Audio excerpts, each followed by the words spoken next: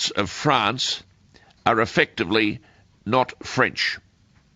He wrote 10 years ago, when the banlieues, the suburbs, lit up and more than 9,000 cars were burnt, the world paid some attention.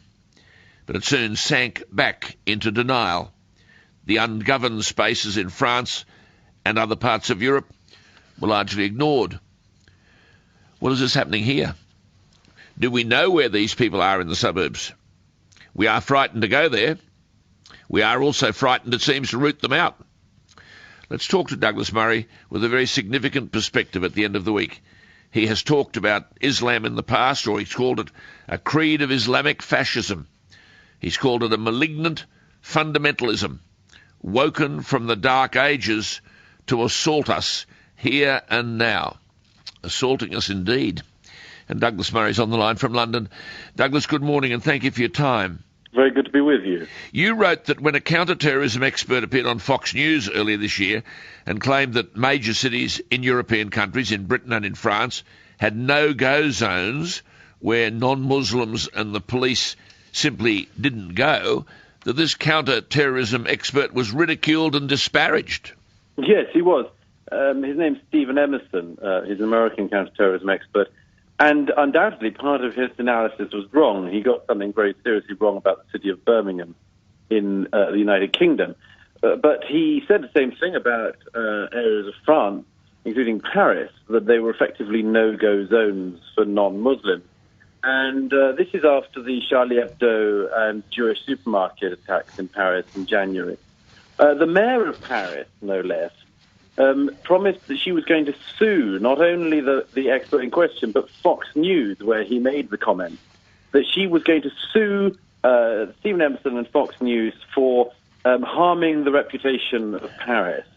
You and I know that during that period, there were many other things that were harming the reputation of Paris, not commentators on American television. But this is part of a pattern, I believe. It's happened in the United Kingdom in recent days since the Sun newspaper published the poll claiming that 1 in 5 British Muslims had sympathy with ISIS. There are flaws with the poll, there's no doubt about it. But what is striking is, just like after the January episode with Fox News, there's been a massive push by the left to ridicule and laugh at such claims.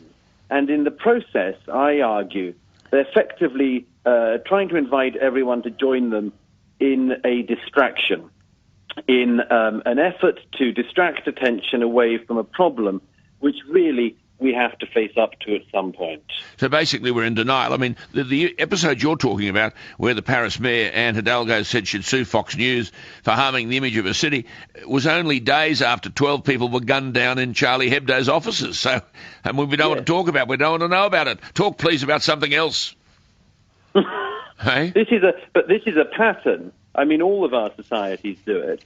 And in my view, it happens from the politicians and the media down. Yep. It's politicians and the media who, in the last 15 years, have been desperately trying to stop people from understanding the problem we all face. It's politicians and the media who keep on pleading and then threatening the public not to recognize this problem. Yes, I mean, I'm just thinking when you're speaking about the context here, that's what we're getting here. Our Prime Minister said freedom defends itself. Hello? You've got to fight for freedom if you want it. So what we're saying is about the beginning of the year, the murder of, you've made the point, the murder of a few cartoonists and 4 Jews slaughtered in a food market didn't really wake anyone up. So we've now got mass murder of concert goers and football fans and people eating in restaurants. Do you think the world will wake up yet or now? No, I mean, I think the most striking thing about this is how much death toll you have to go through before people are really willing to face these issues. I mean, François Hollande said in the wake of the latest Paris massacre that France was at war at home and abroad. Now, the abroad bit, we're all busy discussing. Today in Parliament in the United Kingdom, David Cameron has been urging Parliament to vote for an intervention by the British Air Force in Syrian airspace. But that's the easy bit, in my view. It's the easy bit to find which bits of Raqqa you need to hit and drop very large amounts of bombs on them. That's the easy bit. The far harder bit, which is why we're so loath to face up to it, is what do we do with the people at home in all of our countries who at the hardest edge of it wish to carry out attacks like Paris in our country?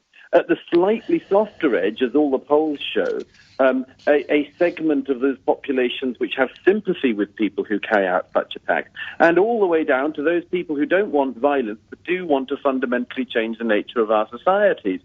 This is the hard part of it. Hollande can send the French Air Force to bomb Raqqa more than today, twice as much as he did yesterday, and tomorrow twice as much as the day before. But that's the easy bit. The hard bit is, what is he going to do to stop the areas of France which his predecessor, Nicolas Sarkozy, when he was interior minister more than a decade ago, promised he would stop? Sarkozy couldn't do it. Hollande couldn't do it. It's a country and a continent, and I would argue a culture, in denial of this problem, where we hope that it'll go away. We hope that only the few remaining cartoonists will take the brunt. We hope that only the Jews will take the brunt. This is a monumental failing to understand this threat. Wonderful analysis. You see, isn't it interesting in the light of what you've just said, they don't want to know about it, and yet authorities knew straight away when they were, and you've made this point, in the jihadi hunt, they knew straight away to go to the Brussels suburb of Molenbeek. They knew where to find these terrorists. They obviously knew in this no-go area where police won't go and non-Muslims won't go. They knew to go there if they wanted to hunt down the terrorists, and they've got some of them. Yes, and it was the same across France. Dozens and dozens of raids across France, which turned up, among other weaponry, a rocket launcher in the city of Lyon.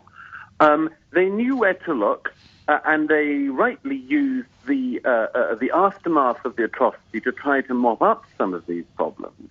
But it shows you the scale of the issue. I mean, the suburb you just mentioned in Brussels of Molenbeek is just down the road, not very far at all, from the European Parliament. And this is the problem. There in Brussels, you have the centre of European Union power, and all of the bureaucrats from across the continent swan up in their chauffeur-driven cars, and they have endless meetings about nothing very important.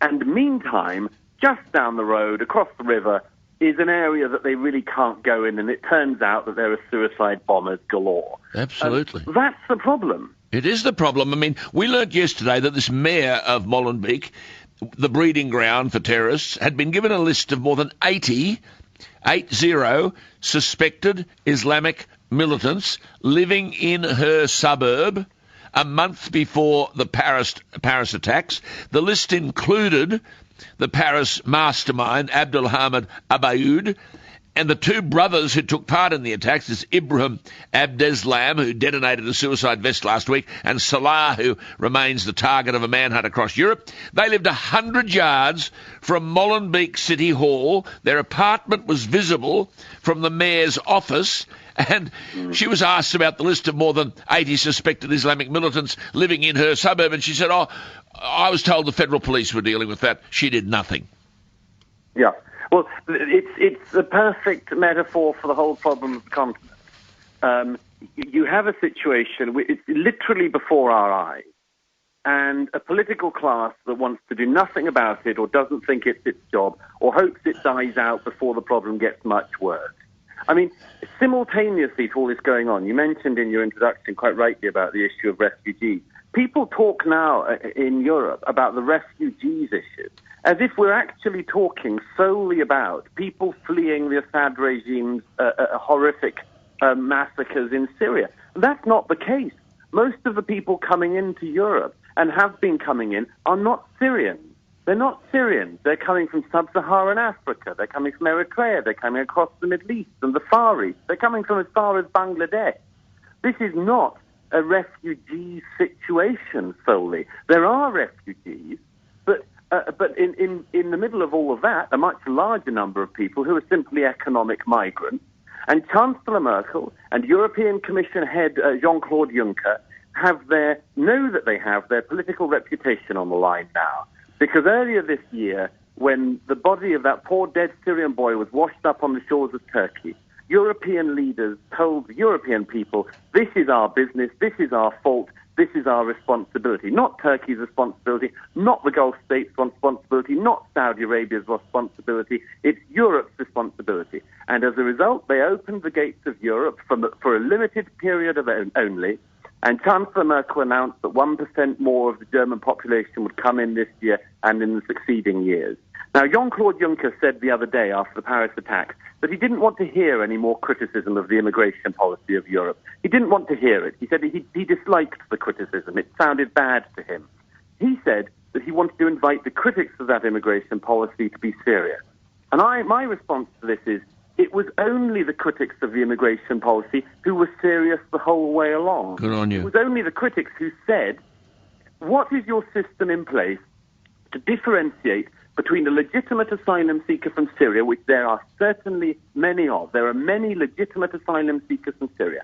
What is the system you have in place to differentiate those people out, even from people who are turning up with fake Syrian passports? Absolutely. And that is that's the concern. Douglas, that is the concern here. I mean, we had a news poll this week. It found more than half of those people polled believed a large-scale event was likely in Australia, and they are worried about 12,000 people coming into this country, and how can you address the problem of who they legitimately are? What are you saying to Australians? Well, all that your political class, like the political class in Europe, wants to say to those of us who are concerned about this is, shut up, you're a bigot, probably a racist, don't talk. That's the response to the political class. Angela Merkel said recently when she met Mark Zuckerberg of Facebook, what can you do to stop people writing anti-immigration comments on Facebook? That's the German Chancellor, the most important figure in Europe these days. That's what your political class and our political class in Europe are worrying about. They're worrying, how do we stop people noticing what's going on in front of their eyes? That deserves a response that's more than that. My urging, simply, to people in Australia, like people in Europe, is to tell our politicians we won't put up with that any longer. You didn't frankly have the balls to put country before party.